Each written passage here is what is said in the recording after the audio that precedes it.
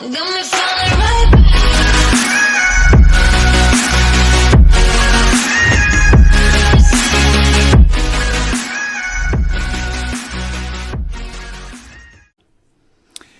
All right there, everyone. A recent poll of odds makers shows that President Trump is far and away the favorite over any possible Democratic candidate for the 2020 election. That's what we'll be talking about on today's video. But before we do, just a quick reminder for all of you that you can get my book, Classical versus Modern Education, for a very limited time for just 99 cents as part of our back-to-school discount. It's normally $7.95, but for a limited time, you can get it for only 99 cents as an ebook download on the link below. So if you want a nice overview of the kind of conservative reforms that are being implemented in education all over the world, this is the book for you. So make sure to download it at the link below. All right, so it's time to have a little fun here, especially for those of you who are concerned about all the negative news surrounding President Trump. The Washington Examiner just published the odds of President Trump winning re-election according to an online gambling site called betonline.ag. And it's updated regularly. And what they found was that Trump's odds of winning re-election, even after this horrible past week of yet another media meltdown, Trump's odds of winning have utterly surged over the last few months and are now far higher than any challenger on the list. In fact, there are currently more bets on Trump than all other challengers' names on the 2020 election list combined. And that includes, if you can believe it, 45 different potential challengers. Trump has more people betting on him than the total amount of those who back all 45 potential candidates combined. Right now, Trump is a 10-1 favorite over his closest challenger, which according to BetOnline is Kamala Harris, the senator from California. Hillary Clinton's odds have actually dropped to 66-1 against Trump. I mean, that's just embarrassing. 66-1 against Trump in a potential 2020 rematch. She's behind Bernie Sanders, whose odds are currently now 14-1, Biden 16-1, Oprah's 33-1, Dwayne "The Rock" Johnson's 50-1. Again, they're all, Hillary's behind every one of them. That says a lot for sure. Now, while we're having a little fun with this, it is certainly the case that odds making has a methodology behind it. And one of the things that these odds makers are saying is that if you think about it, Trump can quite literally say anything. He can tweet anything. He can seemingly do anything. And his poll numbers do not take a hit. He can get 24/7 negative media coverage that uses the term impeachment more than 200 times in a matter of 48 hours. He can get a former CIA director to publicly accuse him of treason after a summit with Vladimir Putin. By the way, do you remember that? Do you remember the 24/7 CNN and MSNBC coverage on whether the president actually demonstrated for all to see that Vladimir Putin does have something on him? That Vladimir Putin is indeed running our nation by proxy because of some damaging information he has on Trump via that whole summit meeting. Do you remember that? What happened to that? What happened to that whipped up frenzy over the threat of Russia against our national security? Well, you see, a new false narrative came up, a new false crisis, a new media-driven, media-invented feeding frenzy started after, around the Manafort conviction and Cohen's plea bargain where he's promising to tell all on Trump. Not that there's anything to tell. And certainly not that there's anything even remotely impeachable, but that doesn't matter anymore. The specifics of the president holding a summit talk promising peaceful coexistence with a Russian nuclear power, that meant nothing. And the facts don't mean anything now with Manafort and Cohen, right? The media will just move on to the next thing, forgetting about all the other manufactured crises that preceded, just to achieve one goal, and that is to remove Donald Trump from office. And I have to say that I think that odds making like this, I think that's part of what's driving this lunacy, this propaganda, frenzied media. It is true. Despite everything they've tried, the nation is simply not turning on Trump. Trump can literally do anything he wants. He said that much during the campaign. Do you remember that? He actually said that he could shoot someone on the streets and still win the election or the nomination. I forget which one it was. But here's the important point that Trump was making that the elites in the media, as well as in politics, simply do not understand. The point that Trump was making is that the people are so fed up. They are so absolutely fed up with our political and economic and media elites that there's nothing that Trump can do that could even come close to evoking the kind of disgust and moral outrage that they feel towards our establishment elites. Scott Rasmussen wrote about this back in 2010 in his book, Mad as Hell. He found substantial data that showed that there was, in fact, a major paradigm shift taking place among the American electorate.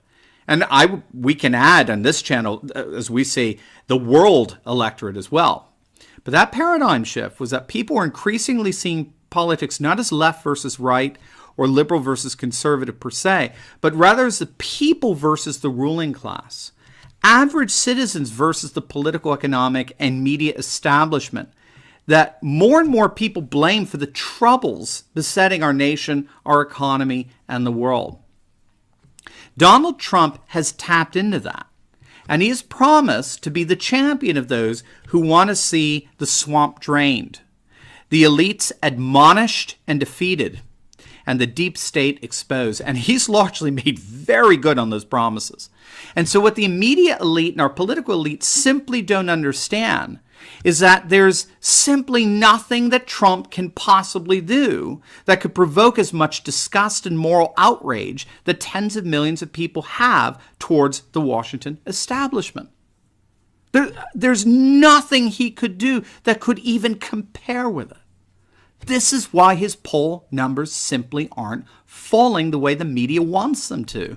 And that's because the anger out there is so intense against the deep state, against the swamp, that there's simply nothing Trump can do short of embracing the deep state to swamp.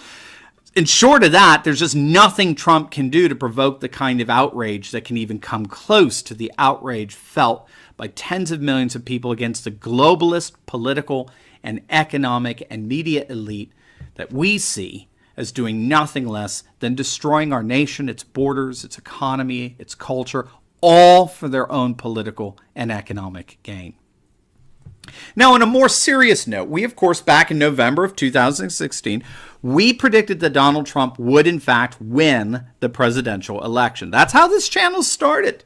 We started on November 1st, 2016, in terms of the daily commentary that we offer here. We started back in the first week of November, making an extended argument over the course of 7 days. I posted one video per day from the 1st to the 7th. We made the extended argument for why Donald Trump would win the presidency on Tuesday, November the 8th, which of course he did, to the shock and outrage of pollsters and pundits and the so-called journalists throughout the mainstream media. But one of the scholars that I accessed for that prediction was the Stony Brook University professor Helmut Norpoth and his excellent election predictor known as the primary model. Now, according to Norpoth's model, the popular vote winner in the primary goes on to win the general election. Norpoth bases such an observation by studying elections going all the way back to 1912, which was the first time when the candidates had to win a number of primaries. And in each case, the candidate that was stronger in the primary went on to win the general election. Indeed, when so many were predicting a Romney landslide back in 2012, it was Norpoth that had predicted since January of that year, several months before the election, that Obama would be the one who would win by several percentage points. And of course, he was right. Now, he recognized that while Hillary barely managed to squeak by the primary challenge from Bernie Sanders, in fact, Bernie Sanders won, Trump soundly defeated 15 or 16 of the Republicans' finest, earning more votes than any Republican candidate in history. But Norpaul's model has another indicator, and that involves the timing of the election. He calls it the pendulum swing. The incumbent party, the party controlling the White House, always wins if it's a second-term election. Almost always, I should say. But almost always loses if it's a third-term election. Americans seem to like to have a president for 8 years, but not 12. In that election patterns are rather consistent with limiting the incumbent party to 2 terms. The one exception since 1960 was the election of George Bush, the first in 1988, succeeding Ronald Reagan. And so Norpaul predicted that after 2 terms of Obama, the pendulum was poised to swing back to the Republicans in 2016. So these are 2 indicators that Romney, for example, simply didn't have in 2012. Obama went unchallenged in the primary and thereby won big, and he was going for his second term, which almost always is successful. The exceptions for that, by the way, are Carter in 1980 and Bush Sr. in 1992. Both involve significant challenges during the primaries from Ted Kennedy and Pat Buchanan, respectively. And so with Norpaul's model that served quite well back in 2016, as President Trump remains extremely popular among his base to fend off any challenger that might come up to him for the nomination, he should win the 2020 election without a problem. Barring a major challenge from within his party, the trends going back all the way from 1912 is he will win. And by the way, Trump currently has the highest approval rating among Republicans of any president in recent history. It's right up there with George W. Bush right after 9/11. So there you go. Those of you who are concerned about all this negative news that we hear from the mainstream media, turn it off. Ignore it. Focus on the 2018 midterms, which are looking very, very good for the Republicans to maintain control of the House.